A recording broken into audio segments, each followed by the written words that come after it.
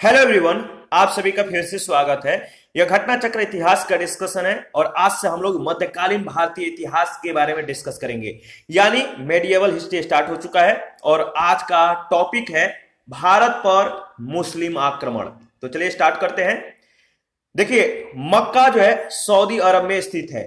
यहीं पर 570 ईस्वी में इस्लाम धर्म के प्रवर्तक हजरत मोहम्मद का जन्म हुआ था।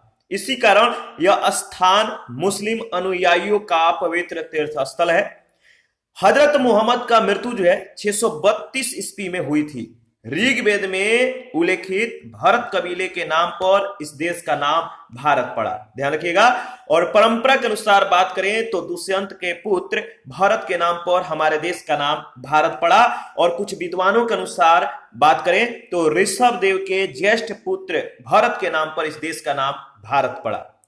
ईरानियों ने इस देश को हिंदुस्तान कहकर संबोधित किया है और यूनानियों ने इसे इंडिया कहा है।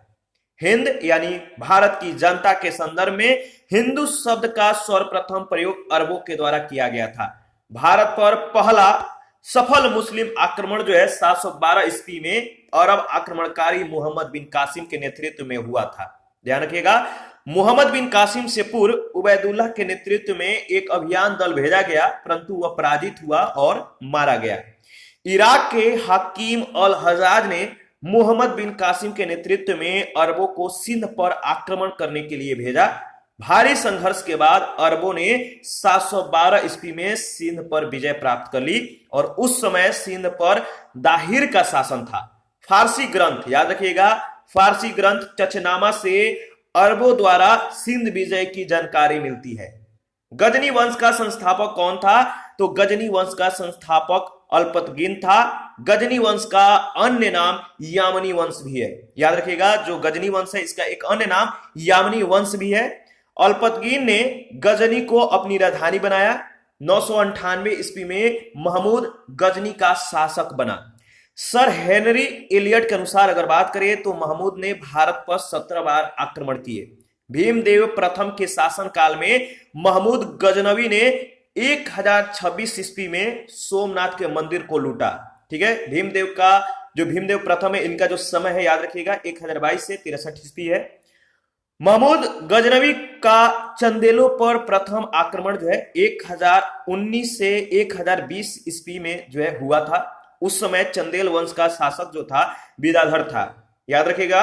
और ये जो था, जो अपने वंश का मतलब विदाधर अपने वंश का सर्वाधिक शक्तिशाली शासक था। यह अकेला ऐसा हिंदू शासक था जिसने मुसलमानों का सफलतापूर्वक प्रतिरोध किया। 999 से 1027 ईस्वी के बीच महमूद गजनी या गजनवी ने भारत पर 17 बार आक्रमण किए, परंतु इन आक्रमणों का उद्देश्य भारत में अस्थायी मुस्लिम शासन की स्थापना करना नहीं था, बल्कि क्या था? मात्र लूटपाट करना था। ठीक है।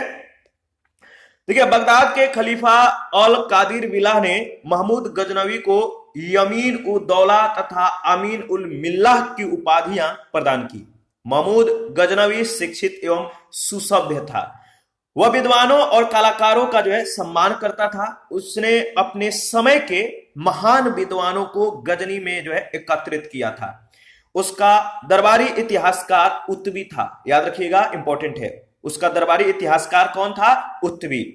उसने किताब उल यामिनी तथा इसे कह सकते तारीख ए यामिनी नामक ग्रंथ की रचना की। और इसके अतिरिक्त उसके दरबार में दर्शन, ज्योतिष और संस्कृत का उच्च कोटि का विद्वान अलवरुनी, तारीख ए सुबुक्तगीन का लेखक बैहाकी, जिसे इतिहासकार लेनपुल ने पूर्वी पेप्स की उपाधि दी थी, फारस का कवि उजारी, खुरासानी विद्वान तुसी और उनसुरी विद्वान अजरी और फारूकी प्रमुख व्यक्ति थे।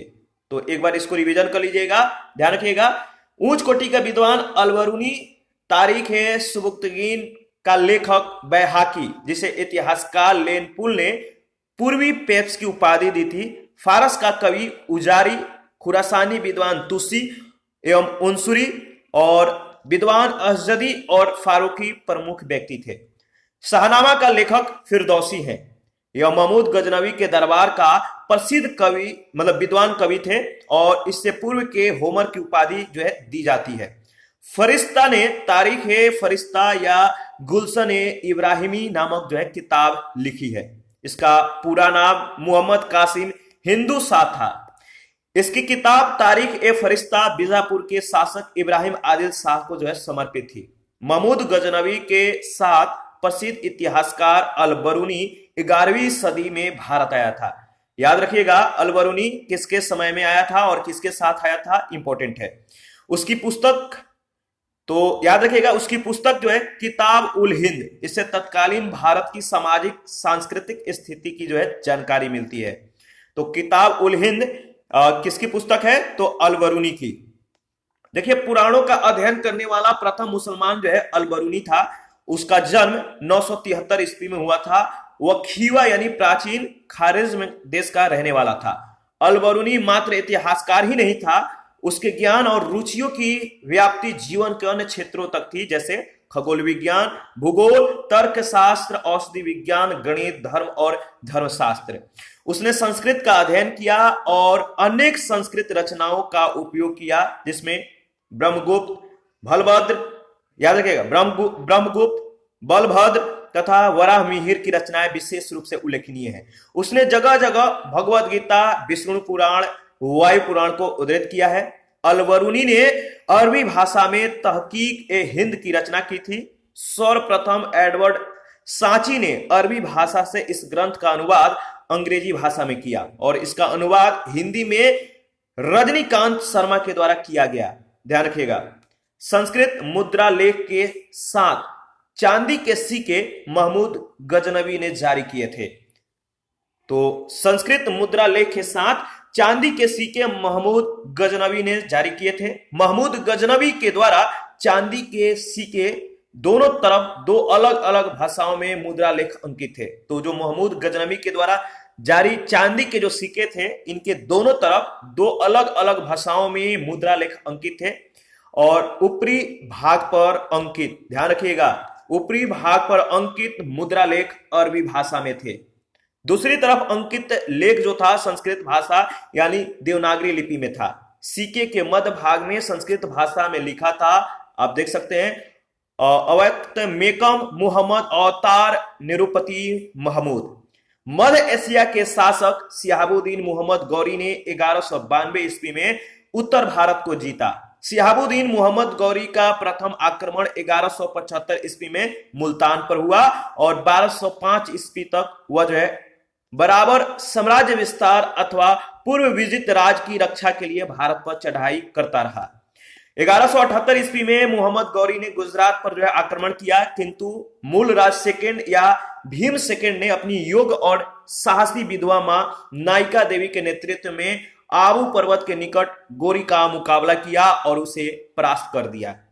ध्यान दीजिएगा, और यह गौरी की भारत में पहली पराजय थी। 1191 ईस्वी में पृथ्वीराज चौहान और गौरी के मध्य तराइन का प्रथम युद्ध हुआ।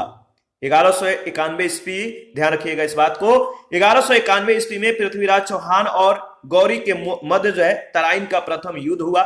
इस युद्ध में मोहम्मद गौरी की पराजय हुई और 1192 ईस्वी में तराइन के द्वितीय युद्ध में मोहम्मद गौरी और पृथ्वीराज चौहान की पराजय के बाद, ध्यान रखिएगा, 1191 में तराइन का प्रथम जो है युद्ध हुआ था और पृथ्वीराज चौहान और गौरी के मध्य हुआ था। इसमें जो है पराजय किसकी हुई थी, तो ध्यान रखिएगा,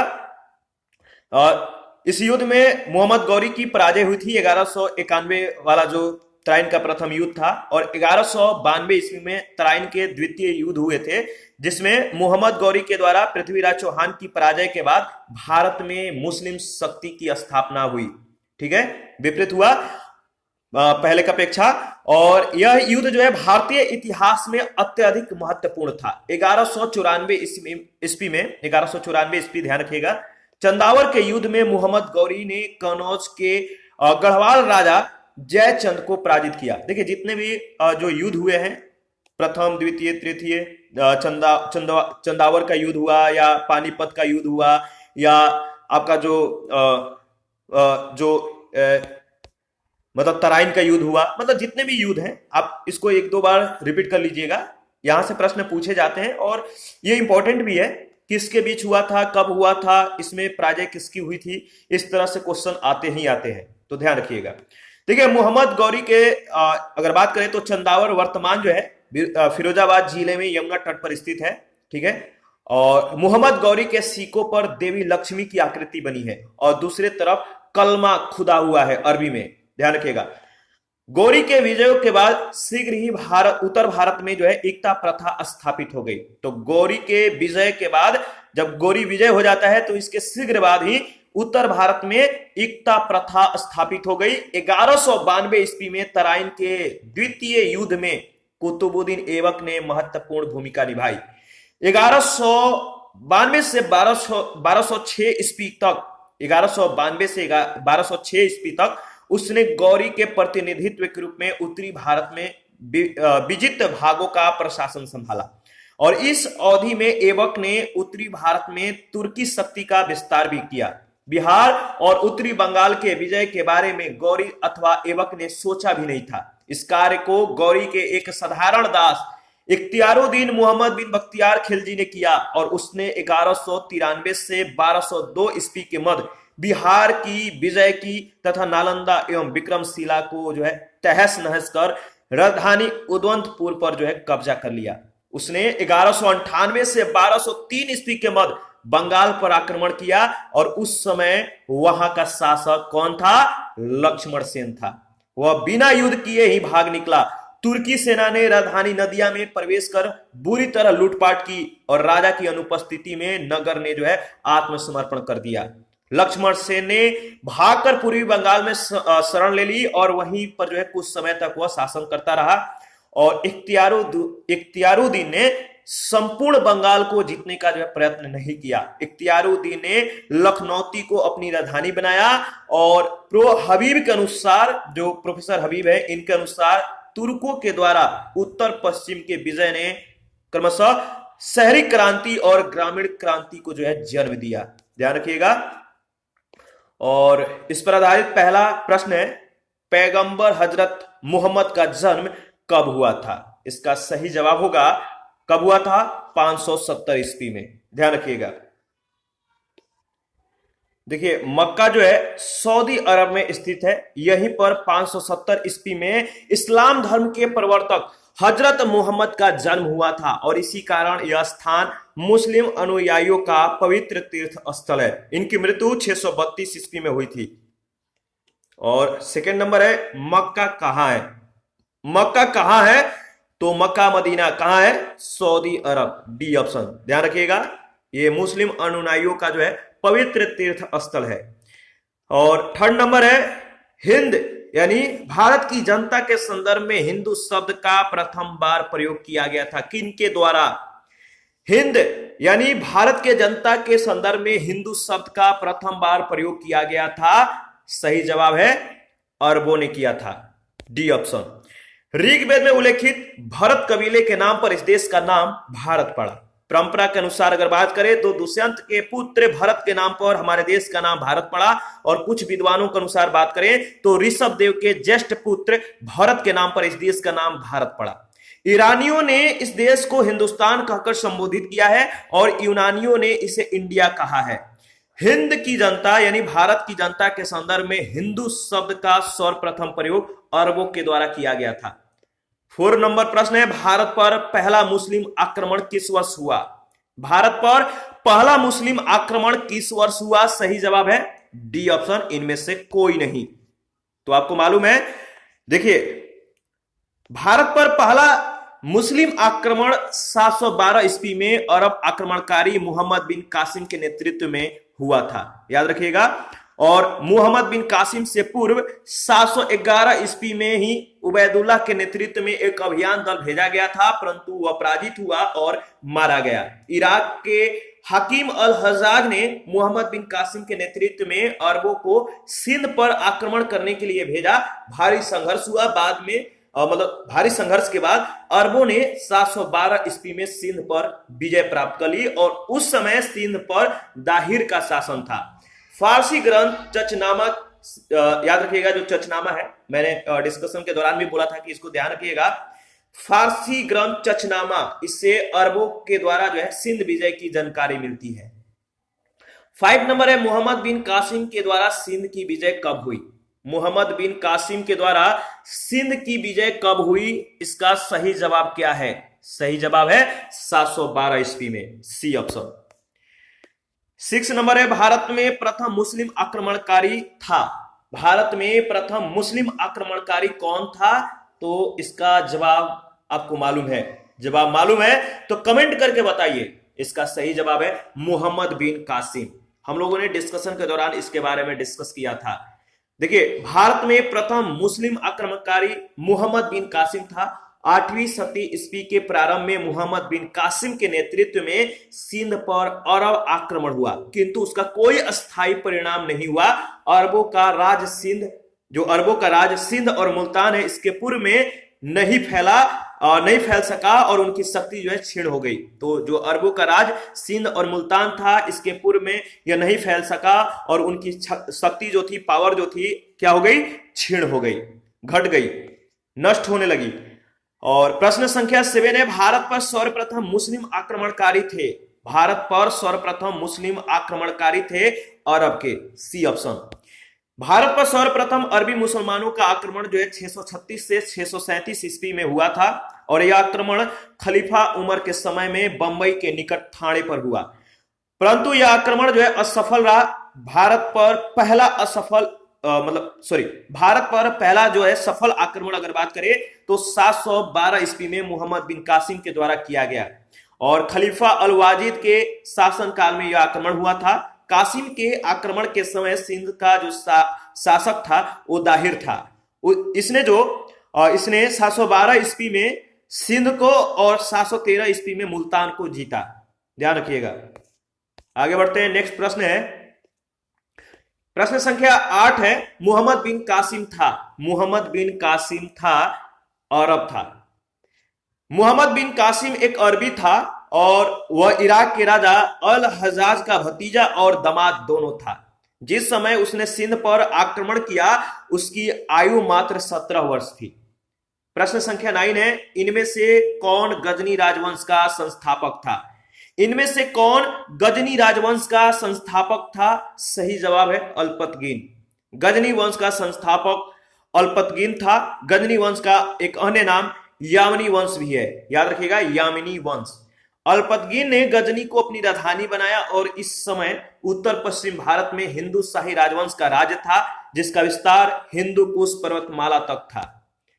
प्रश्न संख्या 10 है, कथन ए कह रहा है कि महमूद गजनी ने भारत पर 17 बार आक्रमण किए, कारण आर वह भारत में अस्थायी मुस्लिम शासन की स्थापना करना चाहता था।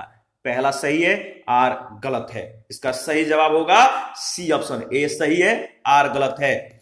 मोहम्मद गजनी या गजनवी भारत पर 17 बार जो है आक्रमण किया था, परंतु इन आक्रमणों का उद्देश्य भारत में अस्थायी मुस्लिम शासन की स्थापना करना नहीं था, बल्कि लूटपाट करना था, धन जो है लूटना था।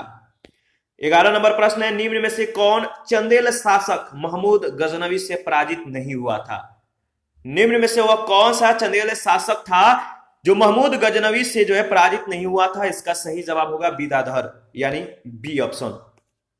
महमूद गजनवी जो है इसका महमूद गजनवी का चंदेलों पर प्रथम आक्रमण 1000 या 1019 से 1020 ईस्वी में हुआ और उस समय चंदेल वंश का शासक जो था विदाधर था, जो अपने वंश का सर्वाधिक शक्तिशाली शासक था।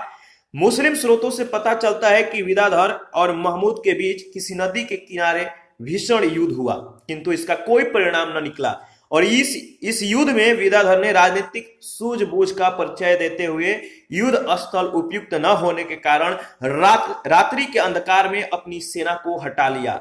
महमूद गजनवी भी लौट गया और इस प्रकार विदाधर अकेला ऐसा हिंदू शासक था जिसने मुसलमानों का सफलतापूर्वक प्रतिरोध किया। मुस्लिम लेखकों ने जो है उसे तत्कालीन भारत का सर्वाधिक शक्तिशाली जो है शासक बताया है। विद्याधर ने कुछ हिंदू राजाओं का एक मित्र संघ बनाया जिसका मुख्य उद्देश्य कन्नौज के शासक राजपाल को सजा देना था।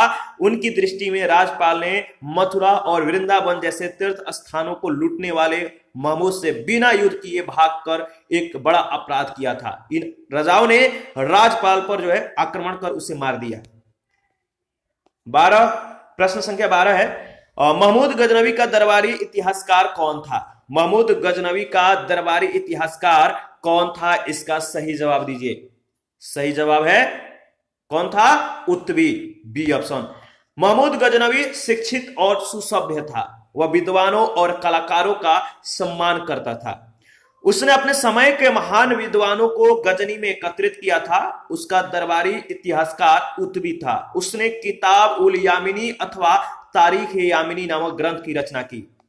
13 नंबर है शाहनामा का लेखक फरिश्ता किसके दरबार से संबंधित था? देखिए ये जो प्रश्न है यहाँ पे थोड़ा डाउटफुल है, यानी कह सकते हैं कि यह प्रश्न जो है त्रुटिपूर्ण है।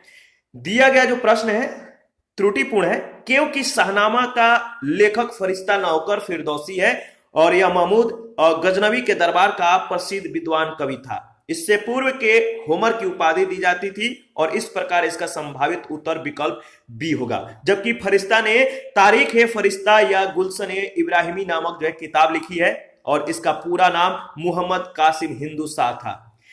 यह कुछ समय तक अहमदनगर के शासक मुर्तजा निजाम शाह के दरबार में रहा और बाद में बीजापुर चला गया। इसकी पुस्तक तारीख ए फरिश्ता बीजापुर के शासक इब्राहिम आदिल शाह को समर्पित थी। ठीक है, ध्यान रखिएगा। प्रश्न संख्या 14 है शाहनामा के लेखक कौन था? शाहनामा के लेखक कौन था? फिरदौसी इसका सही जवाब होगा। 15 नंबर है पुराणों का अध्ययन करने वाला प्रथम मुसलमान था। पुराणों का अध्ययन करने वाला प्रथम मुसलमान कौन था? तो सही जवाब है अलबरूनी।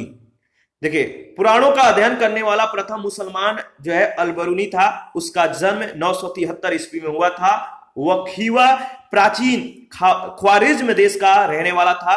वह महमूद गजनवी के साथ भारत आया था। अलबरूनी मात्र इतिहासकार ही नहीं था, उसके ज्ञान और रुचियों की व्याप्ति जीवन के अन्य क्षेत्रों तक थी, जैसे खगोल विज्ञान, भूगोल, तर्कशास्त्र, औषधि विज्ञान, गणित, धर्म और धर्मशास्त्र।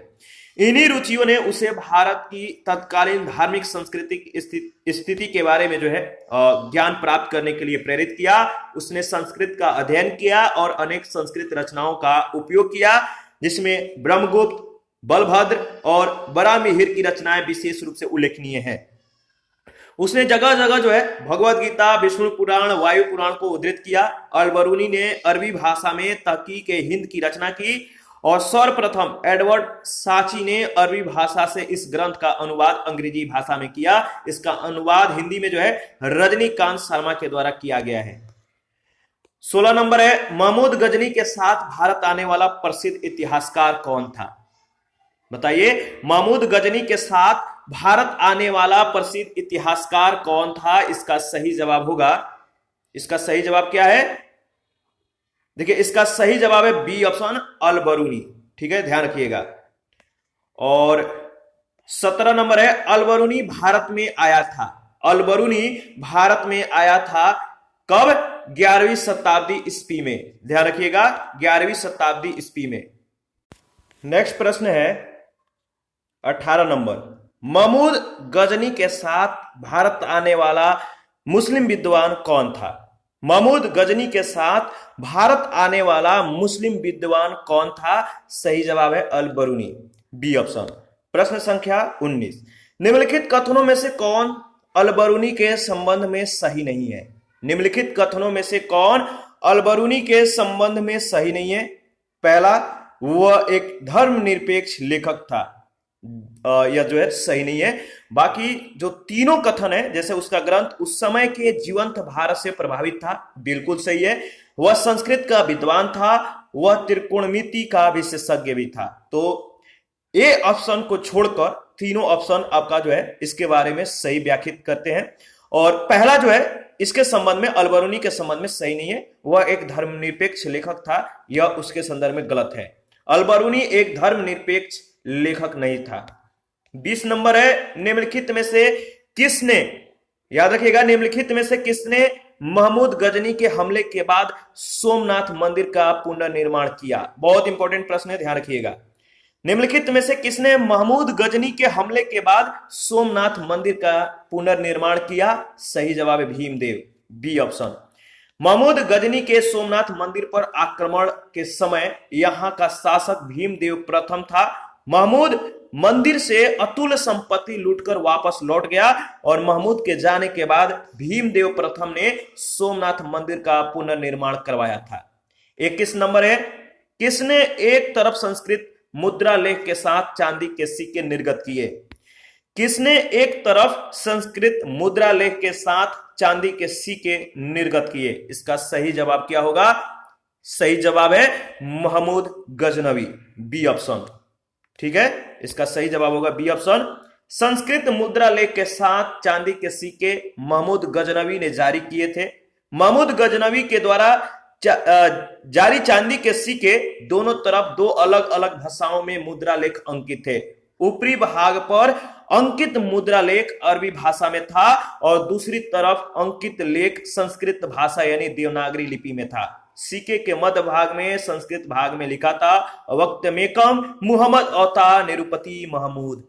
इस लेख के चारों तरफ अंकित लेख था और अव्यक्तिया नाम अयाय टनकम हतो महमूदपुर सनवतो 418। चांदी के सिक्के का वजन 3.0 ग्राम था। ठीक है, दिरहम, ध्यान रखिएगा। और इसका नेक्स्ट प्रश्न है इस टॉपिक का 22 नंबर, निम्नलिखित में से मध्य एशिया के किस शासक ने 1192 ईस्वी में उत्तर भारत को जीता? निम्नलिखित में से मध्य एशिया के किस शासक ने 1192 ईस्वी में उत्तर भारत को जीता? तो सही जवाब है शिहाबुद्दीन मुहम्मद गौरी। मध्य एशिया के शासक शिहाबुद्दीन मुहम्मद गौरी ने 1192 ईस्वी में उत्तर भारत को जीता। शिहाबुद्दीन मुहम्मद गौरी का जो है प्रथम आक्रमण 1175 ईस्वी में मुल्तान पर हुआ और 1205 ईस्वी तक वह साम्राज्य विस्तार अथवा पूर्व विजित राज्य के रक्षा के लिए भारत पर जो है चढ़ाई करता रहा। उसने 1175 से 76 ईस्वी में मुल्तान और उच्च पर जो है आक्रमण किया। 1178 ईस्वी में गुजरात पर आक्रमण किया और 1191 ईस्वी में पृथ्वीराज चौहान के साथ तराइन की लड़ाई लड़ी और इस युद्ध में मुहम्मद गौरी की जो है पराजय हुई। तथापि तराइन के दूसरे युद्ध जब 1192 ईस्वी में हुआ तो इसमें पृथ्वीराज की जो है हार हुई और उसके साथ ही एक केंद्रीय मुस्लिम राजनीतिक व्यवस्था स्थापित हुई जो बाद तक कायम रही। 23 नंबर प्रश्न है, मुहम्मद गौरी को सबसे पहले किसने पराजित किया था? मुहम्मद गौरी को सबसे पहले किसने पराजित किया था? इसका सही जवाब है भीम सेकंड, याद रखिएगा। 1178 ईस्वी में मुहम्मद गौरी ने गुजरात पर आक्रमण किया किंतु मूलराज सेकंड या भीम सेकंड ने अपनी योग्य और साहसी विधवा मां नायिका देवी के नेतृत्व में आबू पर्वत के निकट गौरी का मुकाबला किया और उसे परास्त कर दिया। यह गौरी की भारत में पहली पराजय थी।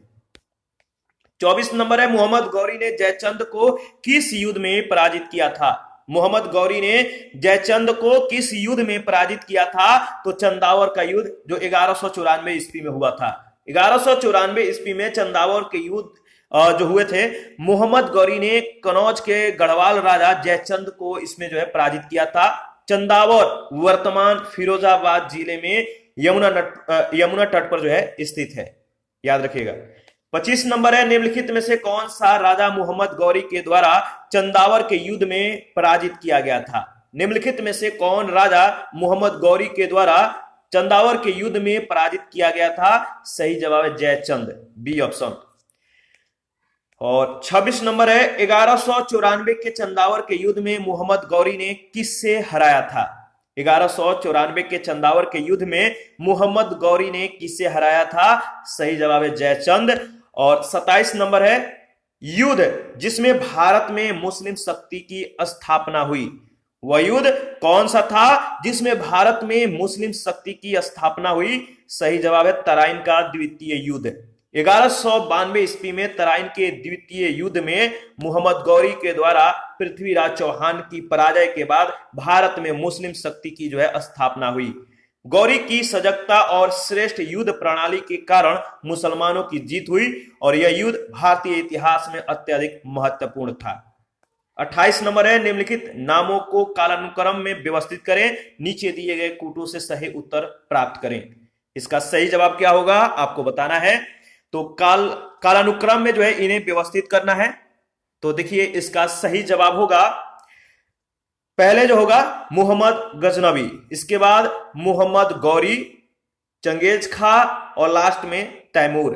तो सही जवाब होगा बी ऑप्शन, ध्यान रखिएगा। देखिए सन 999 से 1027 ईस्वी के बीच महमूद गजनवी ने भारत पर जो है 17 बार आक्रमण किया। शिहाबुद्दीन मोहम्मद गौरी का प्रथम आक्रमण 1175 ईस्वी में हुआ और 1205 ईस्वी तक जो है वह बराबर साम्राज्य विस्तार अथवा पूर्व विजित राज के रक्षा के लिए भारत पर चढ़ाई करता रहा। चंगेज खा के आक्रमण का भय तब उत्पन्न हुआ जब 1200 यानी 1221 यानी 1221 ईस्वी में ख्वारिज्म शाह के मृत्यु के बाद उसका पुत्र और उत्तराधिकारी जलालुद्दीन मंगबरनी दिल्ली सल्तनत की ओर भागा। सुल्तान नासरुद्दीन के शासनकाल में मध्य एशिया के मंगोल सेनानायक तैमूर ने 1398 ईस्वी में भारत पर जो है आक्रमण किया। प्रश्न संख्या 29 है, किस मुस्लिम शासक के सिक्कों पर देवी लक्ष्मी की आकृति बनी है? किस मुस्लिम शासक के सिक्कों पर देवी लक्ष्मी की आकृति बनी है? सही जवाब है मोहम्मद गौरी, ए ऑप्शन। आगे बढ़ते हैं और देखिए मोहम्मद गौरी के सिक्कों पर जो है देवी लक्ष्मी की आकृति बनी है और दूसरे तरफ जो है कलमा जो कि अरबी में खुदा हुआ है। प्रश्न संख्या 30 है, भारत में मोहम्मद गौरी ने किसको प्रथम अक्ता जो है प्रदान किया था? भारत में मोहम्मद गौरी ने किसको प्रथम अक्ता प्रदान किया था? सही जवाब है कुतुबुद्दीन ऐबक को, बी ऑप्शन। देखिए गौरी के विजय के बाद शीघ्र ही उत्तर भारत में अक्ता प्रथा जो है स्थापित हो गई। 1192 से 1206 ईस्वी तक कुतुबुद्दीन ऐबक ने गौरी के प्रतिनिधित्व के रूप में उत्तरी भारत के विजित भागों का जो है प्रशासन संभाला और इस अवधि में ऐबक ने उत्तरी भारत में तुर्की शक्ति का विस्तार भी किया। 31 है, मोहम्मद गौरी के किस दास ने बंगाल और बिहार पर विजय प्राप्त की? बताइए, मोहम्मद गौरी के किस दास ने बंगाल और बिहार पर विजय प्राप्त की? सही जवाब है बख्तियार खिलजी, सी ऑप्शन। मोहम्मद गौरी के एक साधारण दास, याद रखिएगा मोहम्मद गौरी के एक साधारण दास जिसका नाम था इख्तियारुद्दीन मोहम्मद बिन बख्तियार खिलजी, इसने 1193 से 1202 ईस्वी के मध्य बिहार के विजय की और नालंदा और विक्रमशिला बिहार को जो है तहस नहस करके जो राजधानी उदयपुर था इस पर कब्जा कर लिया। उसने 1198 से 1203 ईस्वी के मध्य में बंगाल पर आक्रमण किया और उस समय वहां का शासक जो था जिसका नाम था लक्ष्मण सेन, वह बिना युद्ध किए भाग निकला। तुर्की सेना ने राजधानी नदिया में जो है प्रवेश कर इसे बुरी तरह जो है लूटपाट की और राजा के अनुपस्थिति में नगर ने जो है आत्मसमर्पण कर दिया। लक्ष्मण सेन ने भागकर पूर्वी बंगाल में शरण ली और वही कुछ समय तक शासन करता रहा।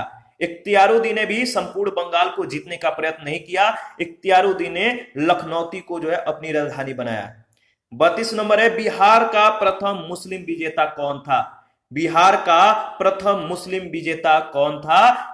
तो सही जवाब है बख्तियार खिलजी। बिहार का प्रथम मुस्लिम विजेता कौन था? बख्तियार खिलजी, ध्यान रखिएगा। आगे बढ़ते हैं नेक्स्ट। 33 नंबर है, नालंदा बिहार का विध्वंस किया था। नालंदा बिहार का विध्वंस किसने किया था?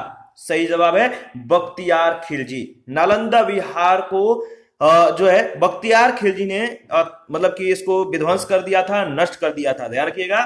34 नंबर है, नीचे दिए गए कथन जो है जिनमें एक को कथन ए दूसरे को कारण आर कहा गया है। कथन ए कह रहे हैं भारत पर तुर्की आक्रमण सफल हुए, भारत पर तुर्की आक्रमण सफल हुए, कारण आर उत्तर भारत में राजनीतिक एकता नहीं थी। देखिए इसका सही जवाब क्या होगा आपको बताना है। सही जवाब होगा, देखिए ए और आर दोनों सही है, कारण जो आर है कथन ए की सही व्याख्या है, तो ए ऑप्शन आपका बिल्कुल सही है। ठीक है, इसके बारे में हम लोग देख लेते हैं। देखिए भारत पर तुर्कों का आक्रमण सफल हुआ जिसके फलस्वरूप भारत में इस्लामी राज स्थापित हुआ। भारत में या भारत भूमि में जो है अंदर तक प्रवेश पाने का प्रथम श्रेय गजनवी वंश के सुल्तान महमूद को प्राप्त हुआ, जबकि भारत में राज स्थापित करने का श्रेय सन्सबनी वंश के मोहम्मद गौरी को प्राप्त हुआ। और अतः स्पष्ट हो जाता है कि कथन जो ये है वो सत्य है। भारत में राजनीतिक एकता का अभाव और उत्तरी भारत में एक भी शक्तिशाली और विस्तृत साम्राज्य का न होना तुर्कों के विरुद्ध असफलता का कारण था। Doctor A.L. श्रीवास्तव के अनुसार अगर बात करें तो राजनीतिक एकता का अभाव, सामाजिक विभेद, ब्राह्मणवाद का उत्थान, नैतिक पतन और भारतीयों की तुलना में तुर्कों की रणनीति, सैनिक संगठन, साधन आदि की दृष्टि से श्रेष्ठ होना तुर्की सफलता के कारण है। और इस प्रकार कारण और कथन दोनों सही है और कारण कथन की सही व्याख्या भी है। 35 है, रेशम बुनकरों की श्रेणी की जानकारी निम्नलिखित में से किस शिलालेख से मिलती है? रेशम बुनकरों की श्रेणी की जानकारी निम्नलिखित किस शिलालेख से मिलती है? तो बताइए किस शिलालेख से रेशम बुनकरों की श्रेणी की जानकारी मिलती है? सही जवाब होगा, बताइए। सही जवाब है दसपुर शिलालेख, ए ऑप्शन, ठीक है। और इसके बारे में थोड़ा बहुत डिस्कस कर लेते हैं। दसपुर यानी मंदसौर शिलालेख कुमार गुप्त के शासनकाल का है। इस लेख में कुमार गुप्त का राजपाल वंदु वर्मा का उल्लेख मिलता है। इसमें सूर्य मंदिर के निर्माण का भी उल्लेख मिलता है। यहां से प्राप्त लेख में पटवाए श्रेणी यानी रेशमी सूत बुनने वालों की समिति तथा इंदौर लेख में तौलिक श्रेणी का जो है उल्लेख मिलता है। और इसी के साथ आज का सेशन समाप्त करते हैं। नेक्स्ट सेशन में दिल्ली सल्तनत गुलाम वंश के संदर्भ में बातें करेंगे। आप अपना प्रतिक्रिया जरूर दीजिए, आपके प्रतिक्रियाओं का हमें बेसब्री से इंतजार रहता है। किसी भी टॉपिक, किसी भी प्रश्न में अगर आपको डाउट हो तो आप हमें कमेंट कर सकते हैं। और जिन लोगों ने Telegram channel, Telegram quiz group, Facebook page, Instagram को ज्वाइन नहीं किया है तो वीडियो के डिस्क्रिप्शन बॉक्स में उसका लिंक है, आप ज्वाइन कर सकते हैं। और घटना चक्र का ऑल PDF जो है मौजूद है, अगर आपको चाहिए तो आप हमें कमेंट कर सकते हैं। थैंक यू, मिलते हैं नेक्स्ट सेशन में।